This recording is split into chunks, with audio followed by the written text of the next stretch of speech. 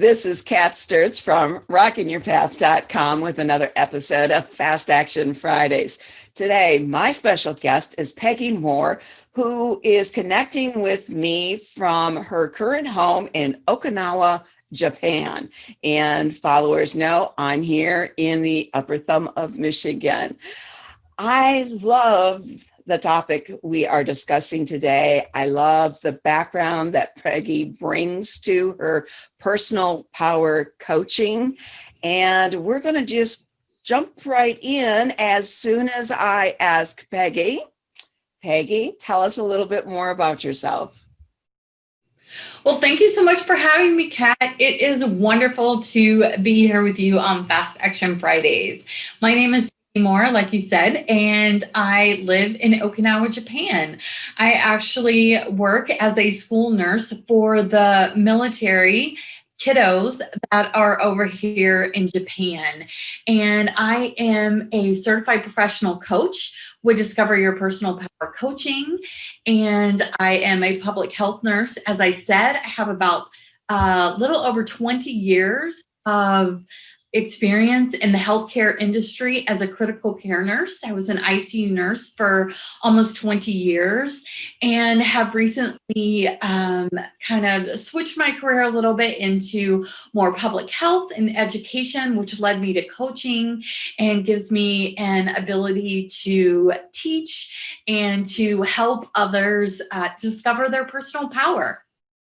I love that. And one of the things we found out we have in common, while I do not have your extensive nursing background, we both have training and some experience with helping people who have been exposed to deep traumas in the work environment. You combat areas, me with debriefing first responders and being that part of their support team to help them deal with deaths in the workplace, whatever that trauma is. So I really applaud you, because the more I learn about the background, the more I am grateful for people like you, especially since I have a son still in the military and my son-in-law was in the military and I have brothers that were in the military and they can't do their jobs without people like you supporting them along the way. So appreciate that. Now, my followers, now you're beginning to understand when I say Peggy brings a depth of knowledge and experience to discovering your personal power, physically, mentally, emotionally. And that's where we're going with today's fast action tips. Where do we start with this? What do you have for us? Well, I love that introduction because that is kind of where the interest in mental health and my focus in mental health came to be. So like I said, I was an ICU nurse for almost 20 years, and I spent the last 8 years or so at Landstuhl Medical Center, which is in Germany. And this is the hospital that some of you guys may have heard of, where all the soldiers that are hurt in battle down in Afghanistan or Iraq, and that area of the country, they come to Germany first. And so as a critical care nurse, I worked there from 2009 to 2017.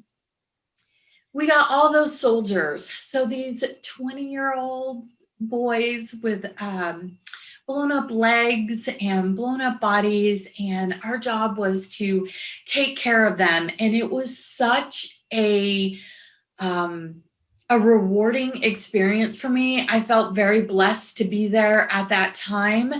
But, and at that time, we were so busy. All of us were so busy taking care of these soldiers. That was our focus. We came to work and we all worked our hardest. I probably worked with the best team of my entire nursing career there because we had to work together to save these guys.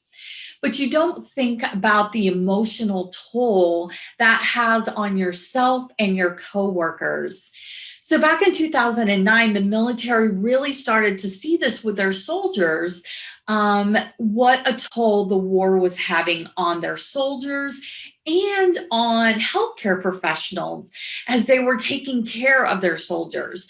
We call it secondary trauma because it's not our trauma, but the compassion that we feel and the empathy that we feel as we see our patients in pain in the bed, our patients with loss and suffering, that affects our mental and emotional health as well.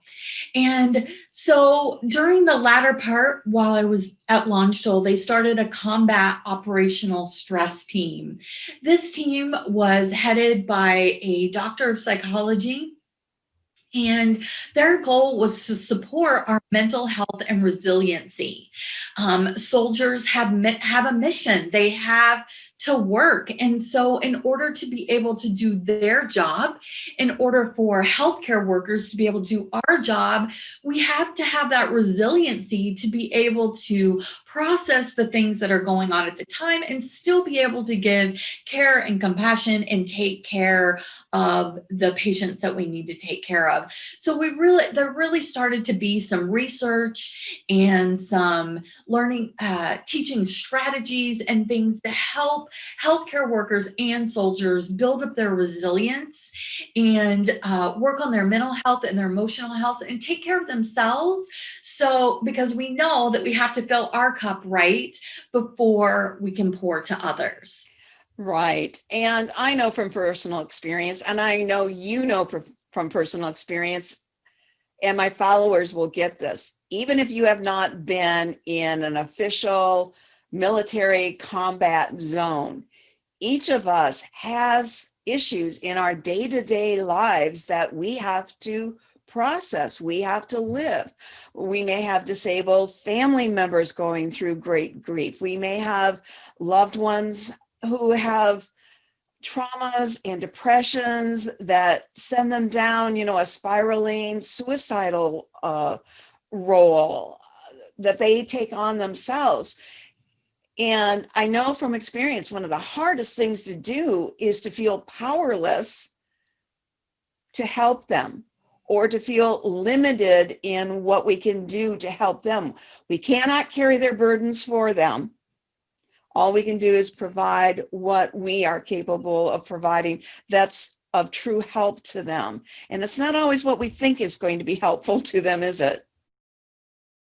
No, I love that. I think that's great. And I think right now, in the midst of COVID, this is so important to understand with all the, even if you haven't experienced the physical symptoms of COVID, you are still experiencing the mental and emotional effects of COVID, the fear that it is bringing into our lives, all the changes of all the different things of wear a mask, don't wear a mask, wear this kind of mask, but not that kind of mask. All the new, for schools, I work in a school, and all the new procedures, we have to have our kids wear masks, and we have plastic shields. And every time we go to the grocery store, there's plastic shields between you and me. So I think it is so important in every aspect of life, really looking at the mental and emotion, how we can take care of our mental and emotional needs so that we can be strong. I like the question you asked about what we can do to help others. And I honestly think the number one thing we can do to help our loved one is listen. Listen and provide a safe space. I think this is so important. I think it is so important to allow people to feel what they need to feel, to not brush them off and say, oh, you'll be okay. It'll be okay. Let them not be okay. Let them express their feelings. Hold that space for them and be there for them and listen to them and hold their hand and go with them where they need to go. I feel listening and validating is one of the most important things we can do to help mental health in all aspects of our life.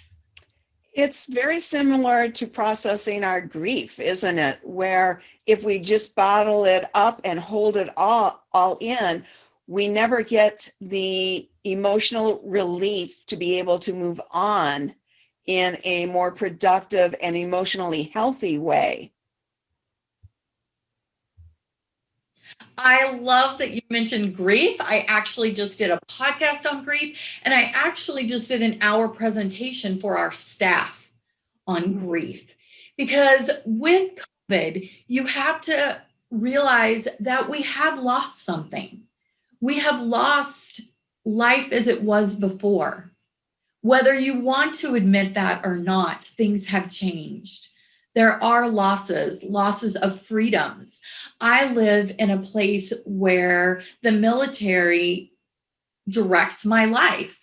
If the military, because I am here with the military, if they tell me I have to wear a mask, I have to wear a mask. I don't get a choice. If they tell me that I can't go to a restaurant and eat in a restaurant, I can't go and eat in that restaurant. And right now, I cannot eat inside restaurants.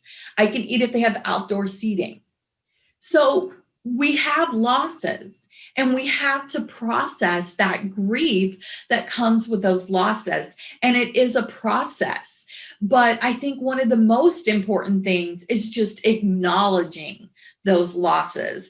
I see lots of feeds on Facebook, and I have talked to lots of different people.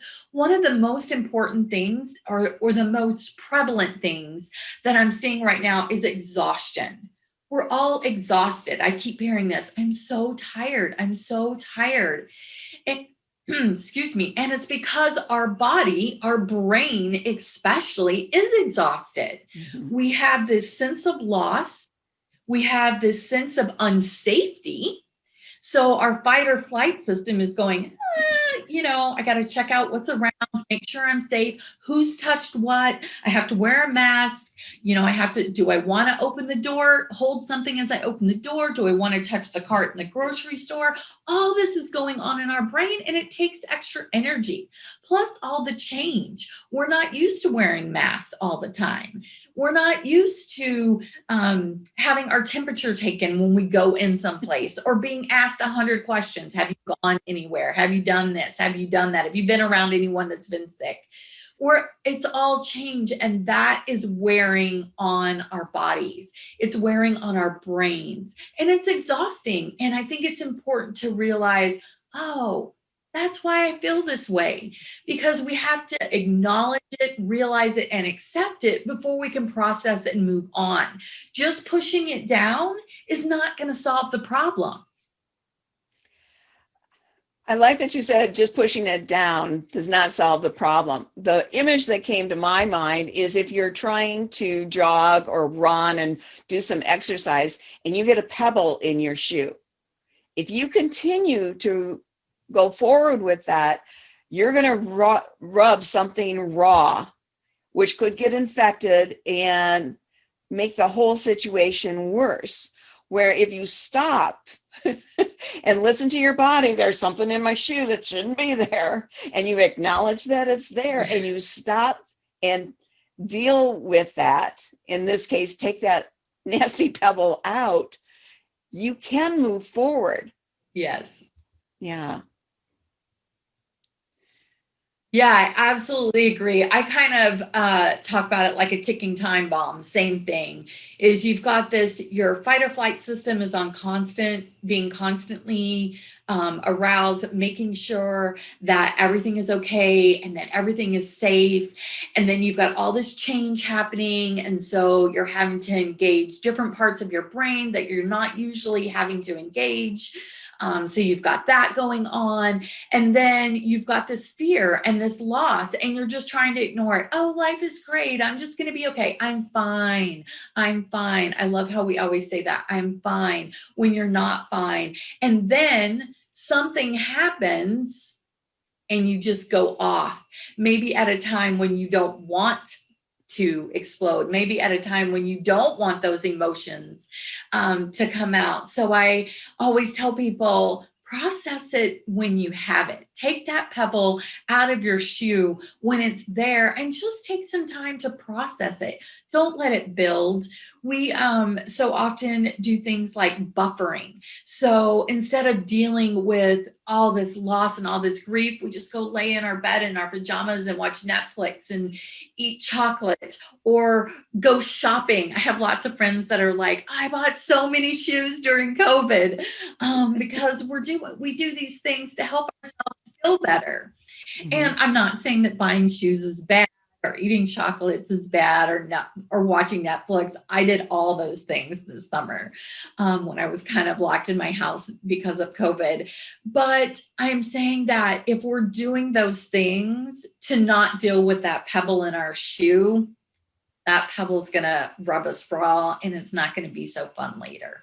Yeah, I agree. I try to encourage my clients to pick something to celebrate and do after you finish a project, which is finishing a project that's on your plate is one of the ways I think of processing things. And if you can use those things we like to do to soothe ourselves and use them as a celebratory gift instead, they become a little bit more important to actually get. They're a little less impulsive and can be less expensive because you're not impulse buying. All right. So yes, what other things can we do that would be helpful for us to discover our personal power, whether we're in COVID times or not? Just what do you share with your clients? So I think one of the most important things is taking a time out is what I tell my clients. Being okay with taking a time out, taking a break, whether it be 2 minutes, 5 minutes, an hour, to really just sit, to breathe, to process. I am a huge component of journaling. I always say you can't argue in your head when your head is the problem. You know, this part says this and this says this, and you're going back and forth. Write it out. I am all about writing your feelings, writing your stories, those experiences that I had at Launch Joel that still roll around in my head sometimes. It was so nice to be able to write them down on paper. Maybe for no one else to read, but just me to get it out of my head, to be able to look at it objectively. So whatever it is that's going on that's causing a little trauma or a little angst or a little overwhelm, writing it down is one of the most important things. Taking that time out to process it. So I think that's the most important thing. I'm a firm believer in gathering the data. And when you gather the data, you get that from your journal. So as you journal daily or you journal, I have clients that do the little faces, you know, the happy face, not so happy face, angry face, or sad face, and kind of checking and tracking how they're feeling during the day. Because as you track that, you can go back and say, well, I'm usually feeling this way during this time of the day. You know, we all get those afternoon lulls, right? So what can I do to maybe give me a little more pep in my step to make it through that last hour of work or whatever? So tracking, keeping things in your journal, writing things down is so important. I like that. Part of discovering, I'm sorry. I learned long ago that me writing notes, and I love writing lots of notes, that was mostly me talking to myself. Absolutely. And when we can write it down, we can look at it so much more objectively. And, excuse me. And so I talk a lot about the brain. I love the brain, being that I was a critical care nurse for so many years. I talk a lot about the logical part of the brain or the emotional part of the brain, and then the prefrontal cortex or the frontal part of the brain. And the emotional part of our brain is the part that drives a lot of our behaviors, a lot of our decisions. It's the one that gives us those feelings, the feelings of happiness and joy, but also the feelings of anxiety or overwhelm. And if we write things out, we can write it out with we can write out our emotions, or we can write out what's going on. And then we can start to engage our frontal part of our brain. Our frontal part of our brain takes a little more work, but it's the logical part of our brain. And we can start to pick it apart and make things, look at things a little more logically. So if I'm having that emotion of fear and anxiety because of COVID, or fear and anxiety because I have a big presentation at work, and I write that out, I have a big presentation at work tomorrow. What's going on in my mind that's causing me that anxiety? Is it that fear that, everyone's going to look at me and everyone's going to laugh at me? Well, I can look at that when it's on paper and say to myself, that's probably not going to happen. And even if it does happen, what does that matter? So you can look at things a little more objectively. And so we can take those emotions that are causing us these really intense feelings, and we can process them a little more by using the mental or the prefrontal cortex part of our brain, and manage our mind. So I talk to my clients a lot about managing your mind and training your brain. And that's all it is, right? It's managing your mind and training your brain on how you want to live in life, how you want to show up. One of the things that encouraged me to start Discover Your Personal Power is I was so busy with my life. I had 3 kids. I had this busy career. I had everyone telling me how I should be, how I should dress, how skinny I should be. So what I should be eating, what my kids should look like, what sports my kids should be in. Should they be in music? Should they be in this? How I should act as a good church member, how I should act as a good nurse. Everyone was telling me all these things, and I spent so many years just spinning those wheels trying to be what everyone else expected me to be, till I finally said, wait, this is not what I want. This is not what I want for my life. And so I see so many women that are trapped in that, and I want to say, let's stop. Mm-hmm. Let's just stop for a minute, take that time out, and figure out what you want. How do you want to show up in this world? I had to stop and figure out how I wanted to show up in this world, what my values were, what my goals are, what my beliefs are. And that made such a difference in my life. It gave me peace, it gave me purpose, and it helped me find my power. I love that.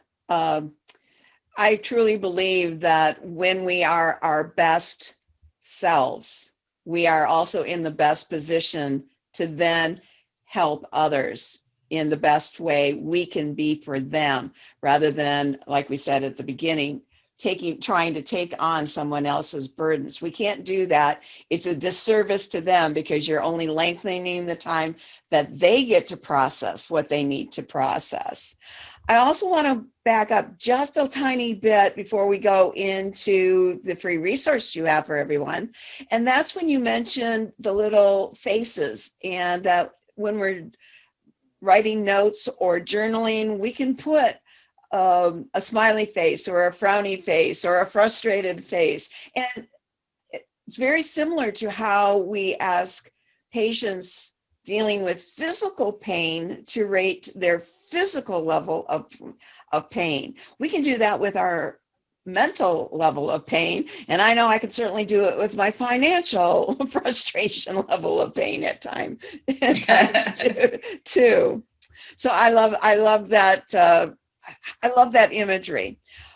Now we're going to wrap up real soon, but before we do, can you explain a little bit about the free resource you have for everybody? And if you're watching, or look down in the description area or down below the video in the blog post.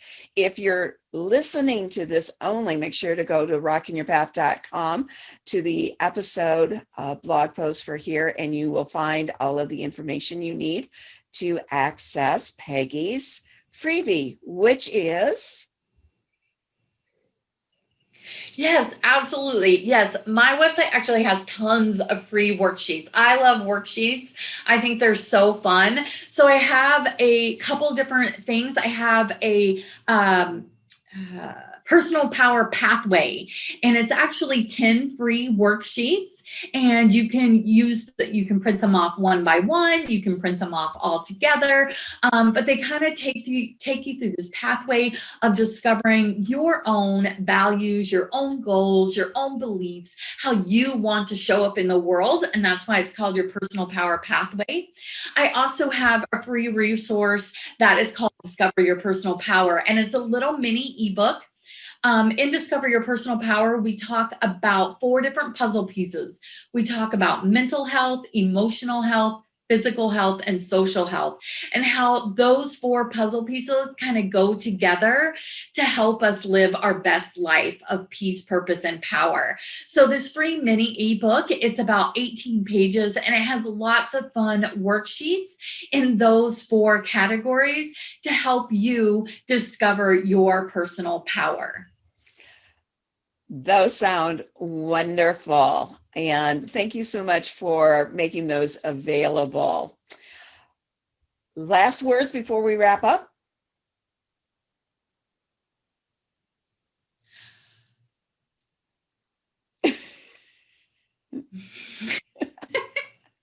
We're back to the giggles we started with. Well, okay, sorry. We can edit, right? It was very nice to meet you, Kat. Thank you so much for having me on this show. I am so excited to be working in my coaching practice. I am so happy and excited and blessed to be sharing all the things that I've learned with other people. I love helping other people kind of see the light and realize that they can have a life of peace, purpose, and power, that they can find that light within. They can be that mom of, 3 or more kids. I have 3 kids. So they can be that mom. They can be that career woman. They can be that wife, but they can be how they want to show up in this world. And it brings so much peace and so much light. And it helps us be able to give to others, just as you said. And so thank you so much for having me on the show. I am excited to see all you guys all over on my website, getting those free resources and checking out everything going on over there, or on my podcast, which is Discover Your Personal Power. So thank you so much for having me. It's been my pleasure. And this is the second time we got to talk, as we had a little private get acquainted meeting a few weeks ago. Yes. I think I'm going to have you back to talk about dealing with grief someday. I actually was thinking about that myself. I actually am doing 4 podcasts this month on grief and processing of COVID. So it's like, that would actually be a whole nother podcast I would love to talk about, because I feel like it's important right now. Well, we'll have to make that happen. Yeah. And this is Kat Sturtz closing another episode of Fast Action Fridays. Remember to join me next week when I will have another great guest. Until then, remember to keep rocking your unique path to success. Bye-bye.